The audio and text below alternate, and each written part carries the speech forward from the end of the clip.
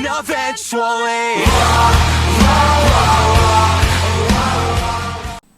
하나님께서 오늘 우리에게 주신 말씀은 데살로니가 후서 3장 1절로 5절 말씀입니다. 말씀 봉독하겠습니다. 끝으로 형제들아, 너희는 우리를 위하여 기도하기를, 주의 말씀이 너희 가운데와 같이 퍼져나가 영광스럽게 되고, 또한 우리를 부당하고 악한 사람들에게서 건지시옵소서 하라. 믿음은 모든 사람들의 것이 아니니라. 주는 미쁘사 너희를 굳건하게 하시고 악한 자에게서 지키시리라.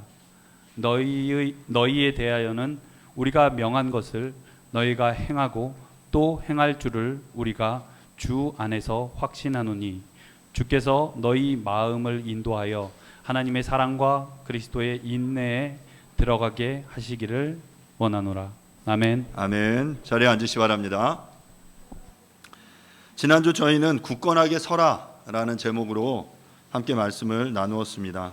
오늘은 데살로니가 후서 마지막 3장 1절부터 5절 말씀을 통해서 우리를 위하여 기도하라라는 제목으로 함께 말씀을 나누도록 하겠습니다.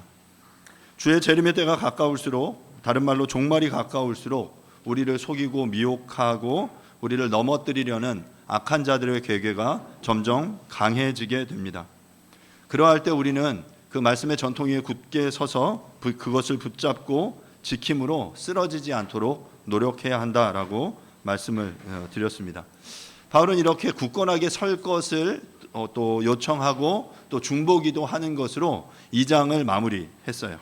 이제 3장은 바른 재림 신앙을 가진 성도들이 일상생활의 삶 가운데 어떤 자세를 가지고 살아가야 하는지를 다루고 있는데, 그 다루고 있는 부분이 3장 6절부터 15절입니다. 그 전에 그 일상의 삶 속에 어떤 재림 신앙을 가지고 살아갈지를 요청하기 전에 바울은 자신을 위해 기도해 줄 것을 요청하는 것으로 3장의 첫 부분을 다루고 있습니다. 1절인데요. 1절을 제가 읽겠습니다. 끝으로 형제들아, 너희는 우리를 위하여 기도하기를, 주의 말씀이 너희 가운데서와 같이 퍼져나가 영광스럽게 되고. 1절을 시작하면서 끝으로라고 말하고 있죠. 개역 한글에서는 이 부분을 종말로라고 번역을 했어요. 영어로는 finally라고 번역하고 있는데요. 그러니까 마지막으로라는 표현이죠. 그러니까 앞에 여러 가지 주제들을 다루어 왔는데 이제 관용적으로 다른 주제로, 이제 마지막 주제로 넘어갈 때 이제 끝으로라고 표현하고 있는 것입니다. 실제로 데살로니가 후서의 마지막 장에 이르렀습니다. 2장에서 앞서 말씀드린 대로 데살로니가 성도들을 향해 굳건하게 서기를, 이 종말의 때 우리를 미혹하려는 수많은 그 악한 자들의 계계 앞에서 너희들이 말씀 위에 굳건하게 설 것을 바울이 요청을 했습니다. 그리고 이제 3장을 시작하면서 성도들을 향해 이렇게 말하는 거예요. 이제 마지막으로 내가 너희에게 말하는데 너희는 우리를 위해 기도해다오 라고 바울이 지금 그들을 향해 부탁하고 있는 거예요. 그런데 이 기도는 조금 의아스럽습니다. 바울이 데살로니가 교회 성도들에게 어떤 존재입니까? 바울이 이 데살로니가 교회를 세웠어요.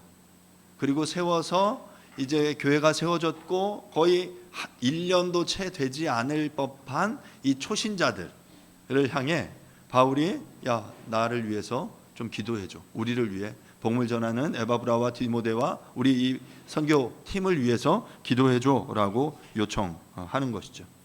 그들에게 있어서 영적 아비와 같은 이 바울이 지금 영적 아기와도 같은 이 어린 성도들을 향해서, 나를 향해서 기도해 줄 것을 요청하는 것은 조금은 이상해 보일 수 있습니다. 하지만 바울이 이렇게 기도를 요청하는 것은 기도가 그의 사역과 신앙에 있어서 얼마나 결정적이고 중요한지를 그는 잘 알고 있었기 때문이에요.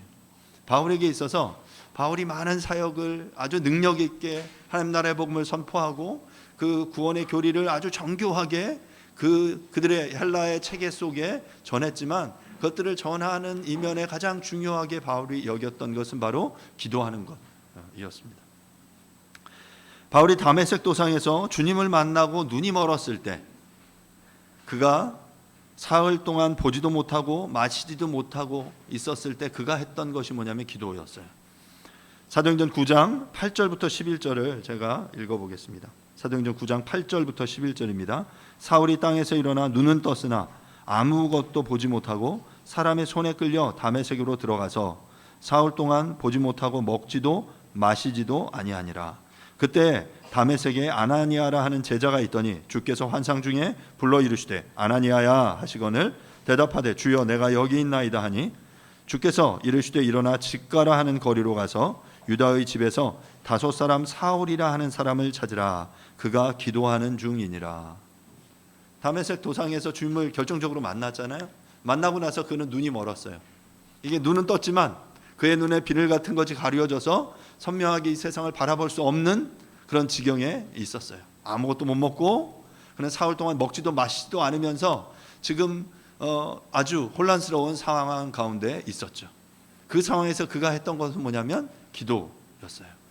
글쎄요, 그는 전혀 종교적이지 않던 삶을 사는 사람이 아니에요. 유대 전통 신앙에 굳건하게 서 있던 사람이었는데 그 유대교의 전통의 신앙에서 그리스도의 이 복음, 예수가의 이 복음이 그들에게 합당하지 않았기 때문에 그를 죽이고 예수 믿는 자들을 핍박하는 것이었죠.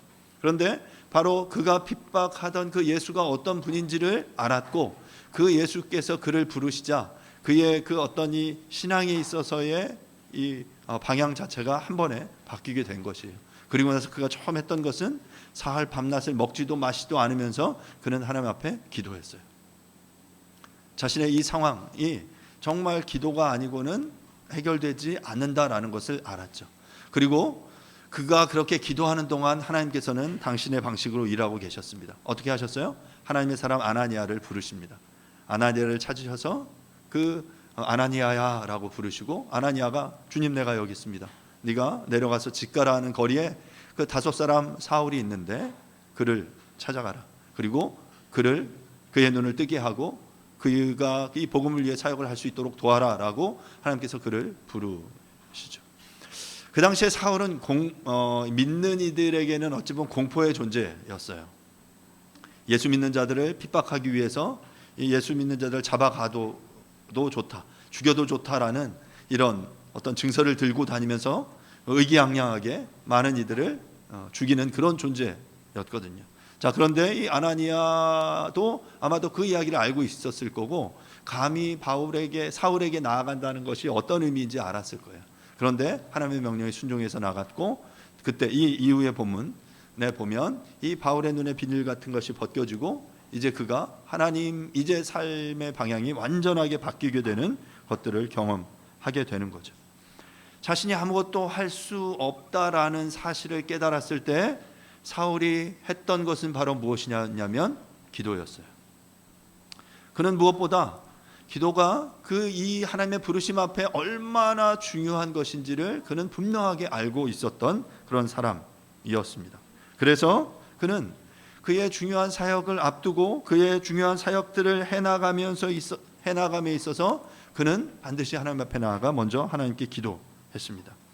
데살로니가전서 5장을 마치는 중에도 바울은 기도를 요청했고 이제 오늘의 본문 데살로니가후서 3장을 마치면서도 지금 그는 그 성도들을 향해서 어찌 보면 어린 성도들이지만 그들을 향해 기도를 요청하고 있는 거예요.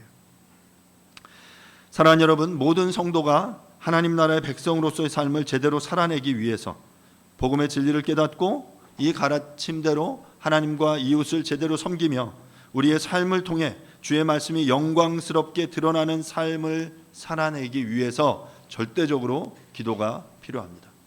우리가 함께 찬양했던 그 일상이라는 찬양의 가사처럼 우리의 일상을 통해 우리의 삶의 자리에서 하나님 나라에 하나님께 영광을 돌려드리고 우리의 삶을 통해서 이 생명의 복음이 전해지는 그 삶을 살아내기 위해서는 그냥 되어지는 것이 아니죠. 전적으로 하나님의 도우심이 필요합니다. 하나님을 의지해서 하나님께 구하고 하나님 이 일상의 삶을 통해 내가 그렇게 살아낼 수 있게 도와주십시오. 그런 힘을 주십시오 라고 기도해야 하는 것이죠. 특별히 하나님의 일을 하고 특별히 영혼의 변화를 이뤄내는 삶을 그러한 일을 섬기는 데 있어서는 기도가 없이는 어떠한 열매도 어떠한 변화도 일어나지 않습니다. 오직 그 기도를 통해서 바로 그런 생명의 변화가 일어나게 된다는 것이죠. 바울은 그것을 너무나도 잘 알고 있었어요. 자신의 이 사역에 있어서 이 기도가 얼마나 절대적으로 필요한지 그는 너무나도 분명하게 알고 있었기 때문에 지금 그들을 향해 기도를 요청하고 있는 것이죠. 그는 복음 전도 사역이 본인의 힘과 능력만으로 이루어지는 것이 아니다라는 사실을 알고 있었고, 그를 이 사역 가운데 부르신 하나님의 도우심, 하나님의 성령의 그 이끄심과 인도하심이 있어야만 한다라는 것을 알았고, 바로 그것을 위해서는 우리의 기도가 너무나 전적으로 필요하다라는 것을 너무나 알고 있었죠. 그래서 지금 자신도 그렇게 그것을 구하며 기도했을 뿐만 아니라 그것을 위해서 함께 기도해달라라고 요청하고 있는 거예요. 자신들이 복음으로 가르치고 이끈 이들을 향해 기도를 요청하는 것은 너무나도 중요한 일입니다. 그런 의미에서 여러분들도 저를 위해서 그렇게 기도해 주세요. 제가 이 지금 바울이 기도를 요청하는 그 요청하는 제목은 이제 뒤에 나오거든요. 하나님 나라의 복음을 위해서 생명을 살리고 변화시키고 하나님의 사람으로 세워가는 그 일에 하나님의 전적인 도우심이 너무나도 필요하다라는 것을 알기에, 그리고 그 일을 하는 그 사람들을 위해서 우리는 마땅히 기도해야 합니다. 그 중보기도의 제목은 바로 1절 하반절과 2절입니다. 1절 하반절에서 주의 말씀이 너희 가운데서와 같이 퍼져나가 영광스럽게 되고 라고 말하고 있어요. 그러니까 말씀이 너희 가운데 퍼져나갔던 것처럼 영광스럽게 퍼져나가도록 그 일을 위해서 그렇게 나를 사용해 달라고, 우리를 사용해 달라고 기도해 줘라 라고 부탁하고 있는 거예요. 퍼져나가라고 하는 이 표현은 이전의 한글 번역에서는 다름질하여 라고 번역됐어요. 주의 말씀이 다름질하여 라는 의미죠. 주의 말씀이 힘차게 내달려서 우승함으로 상을 얻는 것과 같은 이미지를 떠올리게 하는 그런 생생한 표현입니다. 개역개정은 이 단어 트레케라는 이 표현을 퍼져나가라고 번역했는데, 이것은 급히 달려가다, 뛰다, 분투하다, 진행하다 이런 표현이에요. 그러니까 급하게 막 달려나가는, 그래서 말씀이 자유롭게 역사하는 것에 대한 비유적인 표현이 바로 이 퍼져나가라는 표현이에요. 말씀이 그렇게 우리 가운데 그렇게 퍼져나가, 다름질하여 주변의 많은 이들에게 퍼져나가기를, 그 일을 위해서 나를 사용해 달라고 기도해 달라 바울이 말하고 있는 것이죠. 시편 147편 10절부터 15절에 이 표현이 이렇게 사용되었는데요. 여호와는 말의 힘이 세다하여 기뻐하지 아니하시며 사람의 다리가 억세다하여 기뻐하지 아니하시고, 여호와는 자기를 경외하는 자들과 그의 인자하심을 바라는 자들을 기뻐하시는도다. 예루살렘아 여호와를 찬송할지어다. 시온아 내 하나님을 찬양할지어다. 그가 내 문빗장을 견고히 하시고 내 가운데 있는 너희 자녀들에게 복을 주셨으며 내 경내를 평안하게 하시고 아름다운 밀로 너를 배불리시며 그의 명령을 땅에 보내시니 그의 말씀이 속히 달리는도다. 시편 기자는 이 147편 15절에서 그의 명령을 땅에 보내시니 그의 말씀이 속히 달리는도다. 그러니까 하나님의 말씀이 마치 막 힘차게 뛰어가는 말과 같이 속히 힘차게 달려간다라고 생생하게 표현하고 있어요.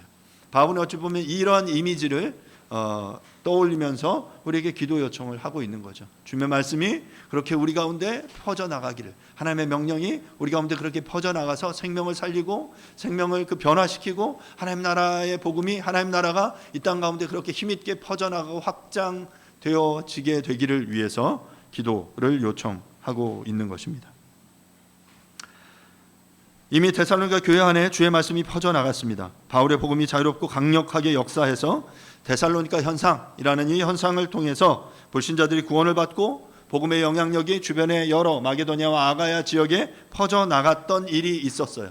그런 일이, 그렇게 말씀이 퍼져나간 그 일들이 우리 가운데 더욱더 힘있게 계속해서 반복되어 일어날 수 있도록 요청하고 있는 것이죠. 주의 말씀이 퍼져나가서 영광스럽게 된다라는 것이 무슨 의미입니까? 이렇게 말씀이 나의 삶 가운데, 공동체 가운데 퍼져나가는 것을 여러분은 경험한 적이 있습니까? 말씀이 퍼져나가서 사람들이 그 말씀을 듣게 되면 무슨 일이 일어납니까? 그 말씀을 들은 사람은 그 주의 말씀이 깨달아지게 되는 거죠. 말씀이 깨달아지면 우리의 생각이 달라지게 됩니다. 생각이 달라지면 우리의 삶의 관점이 바뀌고, 우리의 관점이 달라지면 우리의 삶의 가치가 바뀌어지게 되는 것이에요. 결국 주의 말씀을 통해 말씀을 깨닫게 되고, 그 말씀이 우리의 삶, 우리의 가치, 우리의 삶의 방향을 바꾸게 된다라는 것이죠. 그렇게 삶의 가치가 달라지게 되면 우리의 성품과 행실이 달라지게 됩니다. 그렇게 우리의 성품과 행실을 통해 우리는 하나님을 영광스럽게 하는 삶을 살아내게 되는 것이죠. 지금 바울이 그 이야기를 하는 거예요. 주의 말씀이 그렇게 퍼져나가서 우리 가운데 그렇게 힘있게 달려나가서 우리의 삶, 우리의 인생을 변화시키고, 그래서 하나님의 말씀이 하나님께서 우리 가운데 영광스럽게 되어지기를 원한다. 그 일을 위해서 내가 사용될 수 있도록, 힘이 잘 사용될 수 있도록 나를 위해 기도해달라라고 요청하는 것입니다. 사랑하는 여러분, 이러한 놀라운 일이 일어날 수 있도록 바울이 데살로니가 성도들을 위해 요청한 것처럼 저도 여러분들에게 그런 기도 요청을 하고 싶습니다. 저를 통해 그 주의 말씀이 그렇게 퍼져나갈 수 있도록, 하나님께서 그렇게 영광 받으시도록 말이죠.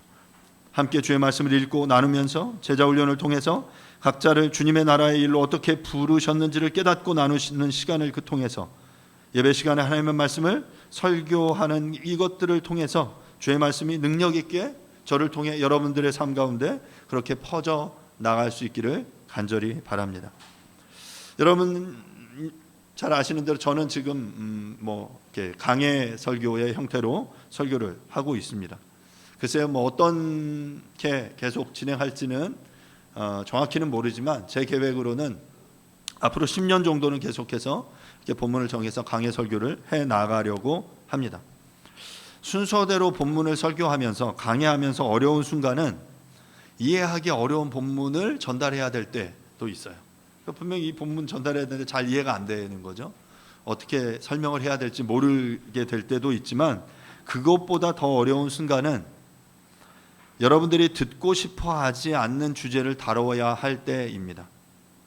성경을 순서대로 다루기 때문에 제가 어떤 본문을 선정하는 게 아니죠.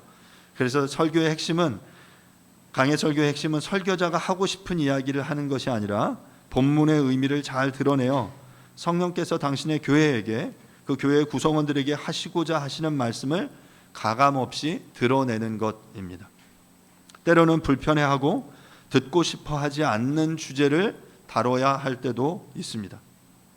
그럴 때 제가 사람들의 평가나 이목에 두려워하지 않고 말씀을 하나님의 말씀으로 능력 있게 전할 수 있도록 기도해 주시기를 바랍니다. 그것이 바로 우리 가운데 하나님의 그 말씀이 퍼져나가는 것이에요. 저를 통해 하나님이 그렇게 말씀이 능력 있게 퍼져나갈 수 있기를 바라요. 그리고 나서 바울은 2절에서 뭐라고 말하냐면 우리를 부당하고 악한 사람들에게서 건져달라라고 요청하는데요. 2절 본문을 읽겠습니다. 또한 우리를 부당하고 악한 사람들에게서 건지시옵소서 하라. 믿음은 모든 사람의 것이 아니니라. 바울이 사역하는데 바울을 위협하는 존재들이 있었습니다. 그들을 뭐라고 불렀냐면 부당하고 악한 사람들이라고 불렀어요. 부당하고라고 표현된 이 아토폰이라는 표현은 아토포스라는 단어인데요. 아라는 부정접두어와 토포스라는 단어의 합성어예요. 토포스는 타입이라는 것이죠. 유형, 어떤 부정적인 유형이라는 뜻인데요. 문자적으로 보면 제자리가 아닌 그 자리에서 벗어난이라는 의미로 적합하지 않은, 어울리지 않는, 옳지 못한, 해로운이라는 의미를 지니고 있어요. 이것을 본문에서는 이제 부당하고라고 표현했고요. 이전 번역에서는 부정하고라고 표현하기도 했습니다. 그러니까 있어야 할 자리에 있지 않는 사람들이 바로 부정한 사람들이에요. 하나님의 말씀이 퍼져나가는 순간에 이 모든 이들이 말씀을 듣는 것이 아닙니다. 거듭 강조하지만 하나님의 말씀이 온전하게 선포될 때 사람들은 나뉘어지게 되죠.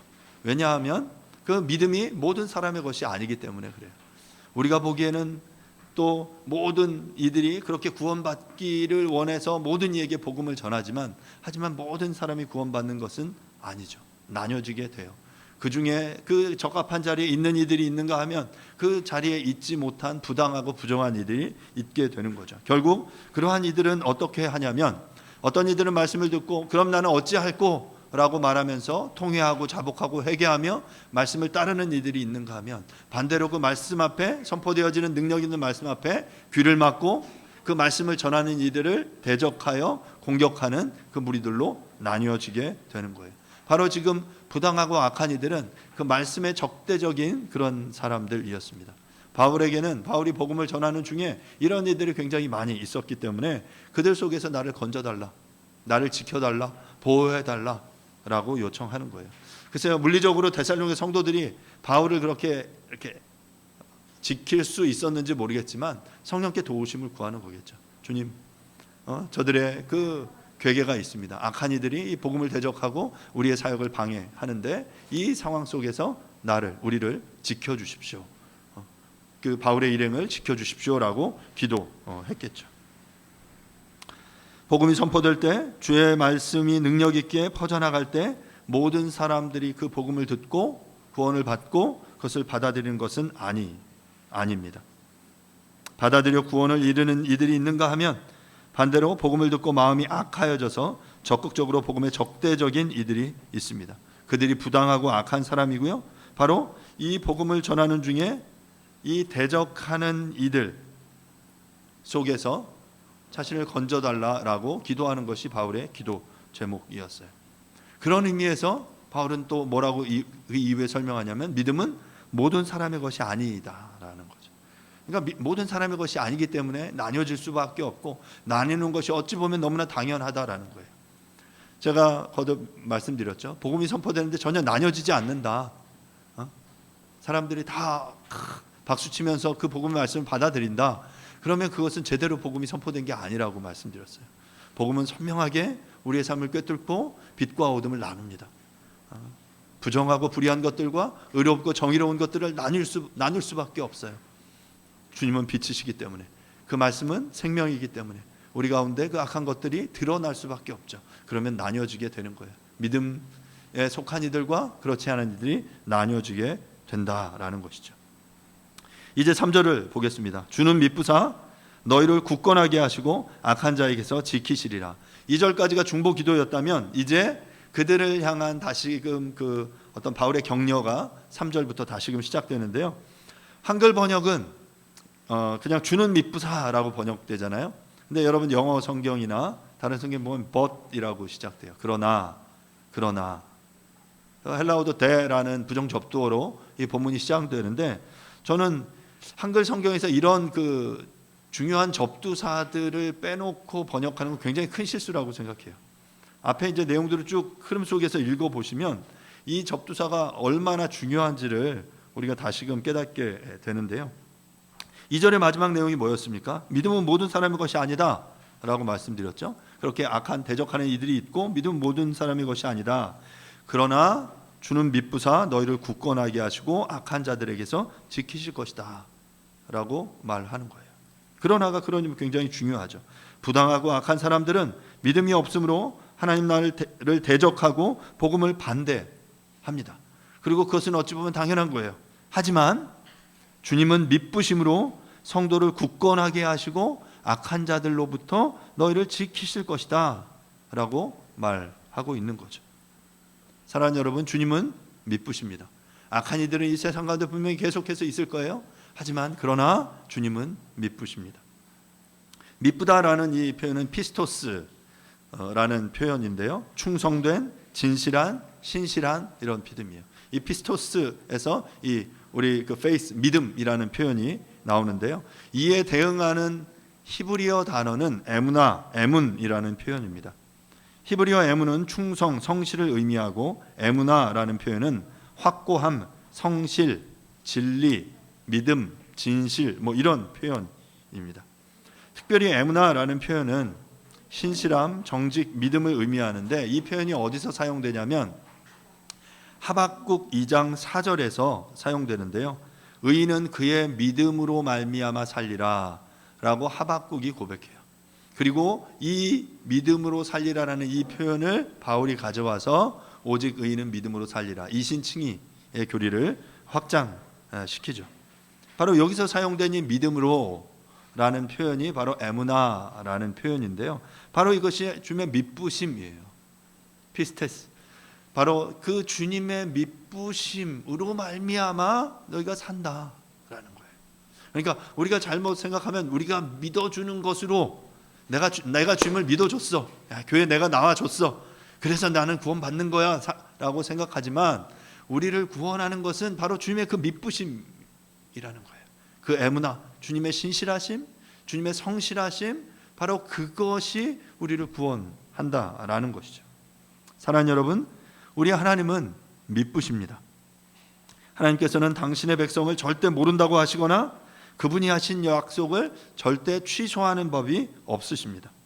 하나님은 우리의 충성스럽지 못함에도 불구하고 당신의 신실함으로 우리를 굳건하게 하시고 지키실 것입니다. 부당하고 악한 자들이 우리를 미혹하고 넘어뜨리려고 할 때 우리가 의지할 것은 바로 주님의 미쁘심이다라는 거예요. 악한 자들이 있고 믿음은 모든 자들의 것이 아니야. 그러나 주님은 미쁘셔. 그래서 그 미쁘신 주님이 너희를 굳건하게 지키실 거야 라고 말하고 있는 것이죠. 우리 기도할 때도 기도해 주셨지만 지금 큰 태풍이 올라오고 있답니다. 이름도 생소하죠. 흰남노라는 태풍입니다. 아마 뉴스 계속 들으셨겠죠. 그 태풍이 보통 이제 적도 지방에서 생겨나서 이 기압, 고기압들을 이제 통과해서 이렇게 진행을 하는데 이 흰남노라는 태풍은 너무 이렇게 강력해서 이렇게 올라가다가 다시 밑으로 한번 내려왔다가 지금 다시 북상하고 있어요. 이 내려오는 중에 그 열대 저기압, 작은 열대 저기압을 잡아먹었다고 하죠. 그러면서 훨씬 더 큰 세력으로 지금 이렇게 확장되었습니다. 보통 우리 지금 일상생활에서 우리 기압이 보통 이제 1000헥토파스칼 정도라고 하잖아요. 그래서 한 950 헥토파스칼 정도면 굉장히 큰 태풍이다라고 이야기해요. 근데 지금 이 흰남노라는 태풍은 930 헥토파스칼이라고 해요. 그러니까 그 태풍의 중심의 기압이 훨씬 더 낮기 때문에 그 기압 차가 크니까 훨씬 더 강력한 바람이 불게 되는 거죠. 그리고 그 바람이 셀 뿐만 아니라 또 수증기, 이 열대 저기압을 잡아먹으면서 굉장히 많은 에너지를 지금 가지고 있어서 굉장히 많은 비를 뿌릴 것으로 예상되고 있습니다. 역대급 태풍이 지금 예상되고 있어요. 여러분, 태풍의 피해를 줄이기 위해서 어떻게 해야 됩니까? 계속해서 어제부터 한 소리가 지금 집에서 뭐라고 그러냐면 빨리 창문에 뭐를 붙여야 되는 거 아니냐, 창문을 고정시켜야 되는 거 아니냐라고 이제 계속 얘기해요. 그래서 지금 태풍이 6일 정도에 올라올 거다. 그 전에 우리 같이 이제 해야 된다라고 이야기를 했습니다. 이번 태풍은 계속 나오는 대로 강풍과 폭우를 동반하기 때문에 강한 바람에 대비하고 또 큰 비를 대비해야 합니다. 일반 집에서는 태풍으로 인해 창문 유리가 깨지거나 건물들이 떨어지지 않도록 단단히 결박해야 됩니다. 예전에는 창문에 이렇게 X자로 테이프 붙이거나 신문지를 붙이면 된다고 하지만 또 이렇게 정보를 들어보면 그거는 별로 의미가 없다. 이게 창문이 깨지는 중요한 이유는 이 창틀이 이게 제대로 고정되지 않아서 흔들리면서 이게 창문이 깨지는 거다. 그래서 이 창문이 바람에 흔들리지 않도록 중간에 그 유격이 생기지 않도록 잘 막아주는 게 필요하다라고들 이야기합니다. 여러분 잘 찾아보시고 여러분의 창문 상태에 맞게 태풍을 잘 대비하시기를 바랍니다. 특별히 해안가에 그 배를 가지고 있는 사람들은 지금 이 폭풍에 배가 부딪혀 깨지거나 침몰되지 않게 하기 위해서 지금부터 대비를 하고 있죠. 어제도 뉴스에 보니까 그 해안가의 배들을 이렇게 크레인으로 들어 올려서 그 땅 높은 곳으로 이미 옮기는 작업들을 하고 있더라고요. 그러니까 대부분은 이렇게 방파제들 안에 들어와서 배들을 이렇게 결박시켜서 흔들리지 않게 하는데 그 방파제가 없거나 그 한 곳은 배를 아주 그냥 들어 올려서 육지 위로 올려 보내고 있습니다. 저는 이런 태풍 속에서 그 태풍의 배가 침몰하지 않도록 서로 부딪혀서 깨지지 않도록 하기 위해서 배들을 결박하고 닷을 내리죠. 바로 이것이 저는 오늘 본문 속에서 이야기하는 그 주님의 신실함에 대한 우리의 모습이 아닐까, 이렇게 주님의 신앙 안에 닻을 내리는 것이 에무나라고 생각을 해요. 하나님의 신실하심에 우리의 신앙의 닻을 내려야 합니다. 우리의 삶에 태풍이 찾아오죠. 수많은 태풍들이 찾아와서 우리의 삶을 요동하게 하고 흔들리게 하고 그 큰 태풍에 우리의 시선과 마음을 빼앗기게 만들어 버립니다. 그러한 삶의 태풍이 우리 가운데 찾아올 때 우리가 해야 할 것은 바로 미쁘신 그 주님 앞에 나아가 우리의 신앙의 닻을 그분께 깊이 내리는 것입니다. 견고하게 닻을 내리는 것이죠. 그러할 때 우리는 쓰러지고 넘어지고 침몰하지 않을 것입니다. 이렇게 우리가 하나님 앞에 나아가 그 신실하신 그 주님 앞에 신앙의 닻을 깊이 내릴 때 그 어떤 풍랑에도 우리가 쓰러지지 않도록 그 신실하신 하나님께서, 그 미쁘신 하나님께서 우리를 지키실 것입니다.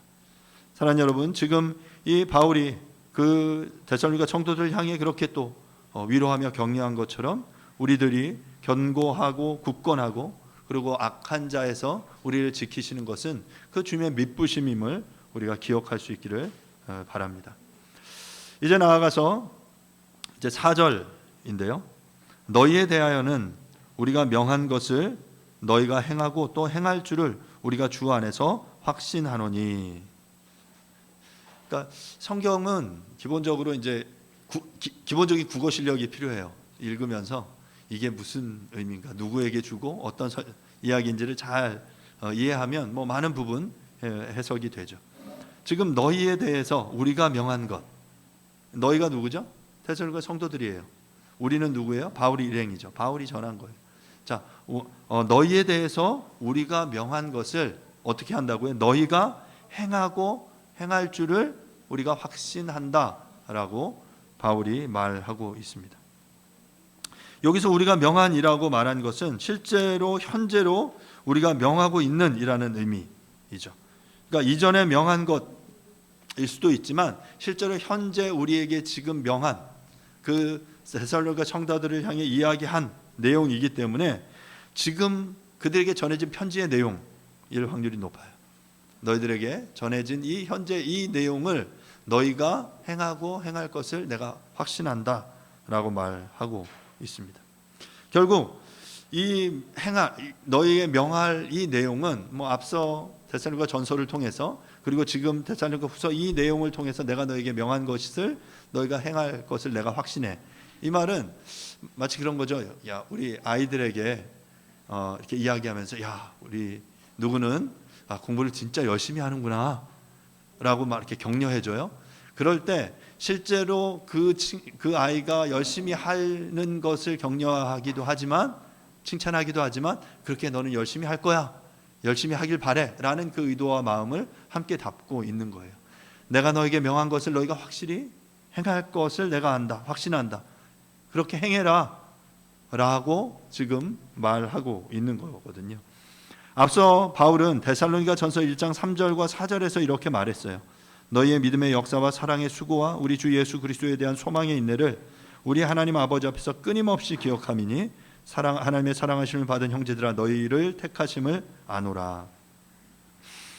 앞서 성도들, 데살로니가 성도들이 믿음에 견고히 서서 이 믿음의 역사와 사랑의 수고와 소망의 인내를 끊임없이 기억하며 행하는 삶을 살았다라고, 그리고 그것이 그들의 택하심의 증거다라고 바울은 인정했어요.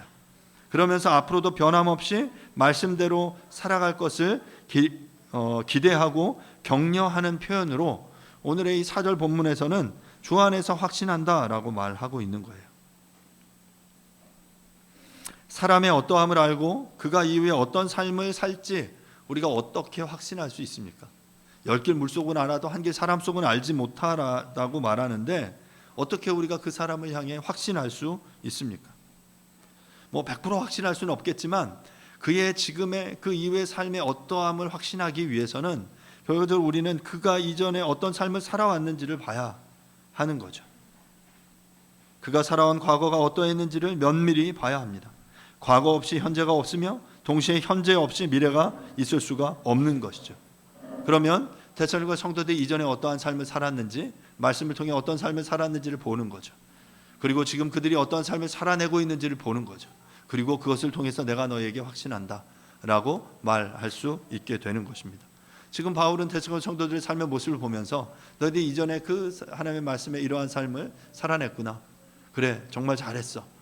그리고 지금 내가 너에게 명하는 것이 있는데 이것을 너희가 행하고 최선을 다해줘. 내가 그 말씀을 행할 것을 내가 확신한다 라고 말하고 있는 것입니다.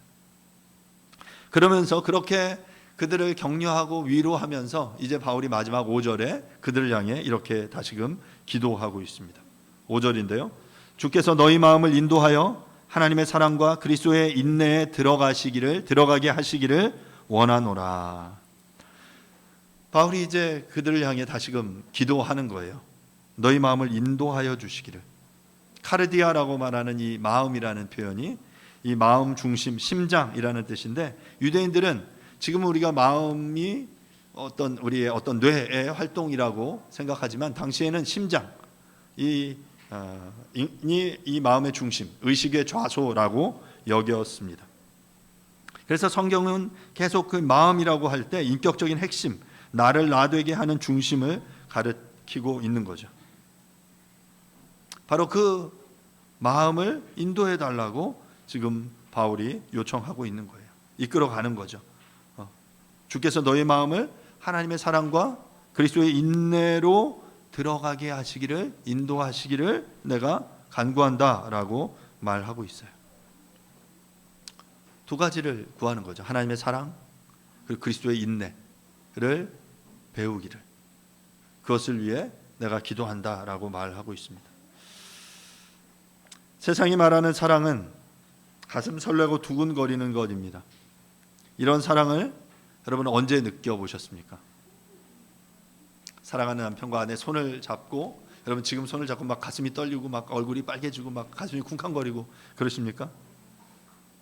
어찌 보면 뭐 10년 20년 살았는데 계속 그런다 그러면 병원에 가보셔야 할지도 몰라요. 이성을 보고 가슴이 두근거리고 얼굴이 빨개지고 그 사람을 생각할 때 행복한 마음이 드는 것을 우리는 사랑이라고 합니다. 대부분 이렇게 시작하는 것이 너무나 당연하고 정말 필요한 것이지만 그것은 아주 잠깐입니다. 이러한 사랑이 진짜라고 이것을 끝까지 유지하려고 하는 것은 어리석은 생각이에요.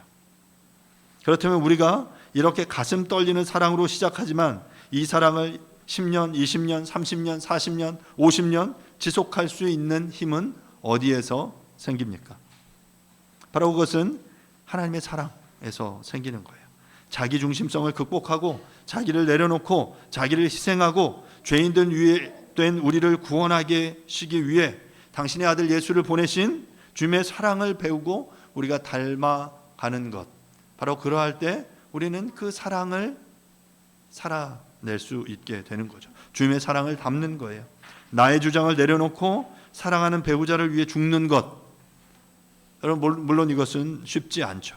하지만 주님께서 바로 우리를 위해 그렇게 죽으셨고 바울은 지금 그 하나님의 사랑에 들어가게 하시기를 위해 기도하고 있는 것입니다. 사랑하는 여러분, 그 하나님의 사랑을 우리가 배울 수 있기를 바라요. 하나님의 사랑에 다시금 더 한 걸음 나아갈 수 있기를 바랍니다. 또한 그리스도의 인내는 무엇입니까? 죽음을 목전에 둘 때까지, 죽기까지 참으신 인내입니다. 우리는 가끔 이런 표현 많이 써요. 참을 만큼 참았다. 이 말은 뭐냐면 더 이상 안 참겠다, 이제는 혼내주겠다 라는 그러한 의미이죠. 하지만 여러분, 그리스도의 인내는 그런 인내가 아니에요. 죽기까지 참으신 거예요. 참을 만큼 참은 게 아니죠. 죽기까지 참으신 것입니다. 바울은 우리들로 하여금 그 하나님의 사랑과 그리스도의 인내에 들어가기를 구하고 있습니다. 여러분, 이것은 쉽지 않죠. 그리스도의 하나님의 사랑, 그리스도의 인내를 배우는 것, 인간의 노력으로는 불가능합니다. 인간이 어떻게 하나님의 사랑, 그 아가페와 그리스도의 그 십자가의 인내, 죽음, 그것을 닮을 수 있겠습니까? 불가능합니다. 하지만 주님의 밑부심으로 가능합니다. 우리가 주님께 닻을 내릴 때, 주님의 밑부심으로 주께서 우리를 이끄시고 돌보시고 보호하실 때, 우리를 그 말씀 위에 굳건하게 세우실 때 가능하게 되는 것이죠. 왜냐하면 주님이 먼저 약속하셨고 주님이 그 본을 보이셨기 때문입니다. 우리로서는 불가능하지만 주님의 미쁘심을 믿고 주님의 인도하심을 받을 때 우리는 그 하나님의 사랑과 그리스도의 인내에 들어갈 수 있습니다. 배우자를 향해, 자녀들을 향해, 또한 교우들을 향해, 주변의 사람들을 향해 우리가 그리스도의 그 인내와 하나님의 사랑을 표현해낼 수 있기를 간절히 바랍니다. 말씀을 마무리하겠습니다. 바울은 이제 데살로니가 후서를 마무리하면서 자신을 위해 기도해 줄 것을 요청하고 성도들 향한 위로와 격려, 그리고 다시 한번 그들을 향해 중보 기도하고 있습니다. 사랑하는 여러분, 하나님의 말씀을 맡은 저를 위해 기도해 주시기를 부탁드립니다. 말씀을 말씀되게 온전하게 전하고 먼저 나의 삶으로 또한 그 말씀을 듣는 이들의 삶으로 주님이 영광스럽게 되기를 말입니다. 또한 이 말씀을 전하는 데 있어서 이를 대적하는 이들로부터 저를 건져 주시기를 위해서 기도해 주시기를 부탁드립니다. 믿음은 모든 사람의 것이 아니지만 주님은 미쁘시기에 우리는 담대히 주님의 약속을 믿고 기도할 수 있습니다. 주님의 신실하심에, 주님의 미쁘심에 의지하여 우리 모두가 하나님의 사랑과 그리스도의 인내에 들어갈 수 있기를 간절히 바랍니다. 시간 함께 잠시 기도하겠습니다. 주님, 주의 말씀에 굳건하게 서서 그 말씀이 우리 가운데 퍼져나가도록, 그리고 그 일을 위해 우리가 사용되도록 말씀을 맡은 자가 온전히 그 말씀에 굳게 서도록 위해서 기도해 주시기를 부탁드립니다. 그리고 우리가 그 주님의 미쁘심에 의지하여서 그 주님의 미쁘심 신실하심에 닻을 내리고 하나님의 사랑과 그리스도의 인내에 들어갈 수 있기를, 하나님의 사랑과 그리스도의 인내를 닮아낼 수 있도록 주님 은혜를 주십시오라고 이 시간 함께 말씀을 생각하시면서 잠시 통성으로 기도하도록 하겠습니다. 기도하겠습니다.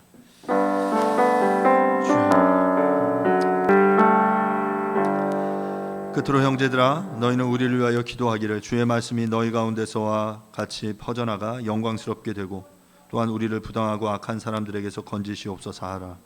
믿음은 모든 사람의 것이 아니니라. 주는 미쁘사 너희를 굳건하게 하시고 악한 자에게서 지키시리라. 주님, 주의 말씀이 우리 가운데 그렇게 능력 있게 퍼져나가기를 간절히 원합니다. 그래서 주님이 우리 가운데 영광 받으시고 또한 우리가 주님의 영광이 되는 그 삶을 살아낼 수 있도록 주여 은혜를 베풀어 주시옵소서. 우리를 둘러싼 그 주변의 환경과 상황 속에서 우리를 대적하고 우리를 어렵게 하고 우리를 불편하게 만드는 부당하고 악한 이들이 있지만, 믿음에 대적하는 많은 이들이 있지만 주님이 미쁘시기에 우리를 더욱더 굳건하게 하시고 지켜주실 것을 믿습니다. 주님의 미쁘심으로 우리가 주님 안에 굳게 서서 하나님의 사랑과 그리스도의 인내에 더욱더 들어갈 수 있도록 주님 은혜를 베풀어 주시옵소서. 주님, 마지막 때가 가까워 올수록 우리가 주님 말씀에 굳게 서서 정말 그 말씀이 말씀되어지는 그 삶을 살아낼 수 있도록 도와주십시오. 우리가 찬양하고 노래한 대로 일상이 그 정말 주님 앞에 드려지는 아름다운 그 찬양이 되게 하시고 그 일상을 통해 주께 영광을 돌려드리며 나의 일상의 삶을 통해 하나님의 복음이 전파되어지게 하시고 나의 삶을 통해 하나님 나라의 복음이 능력 있게 역사할 수 있도록 주님 은혜를 베풀어 주시옵소서. 주님, 그 일을 위해서 우리를 사용하여 주시옵소서. 주님 은혜를 베풀어 주시옵소서. 예수님의 이름으로 기도합니다. 아멘. Happen eventually.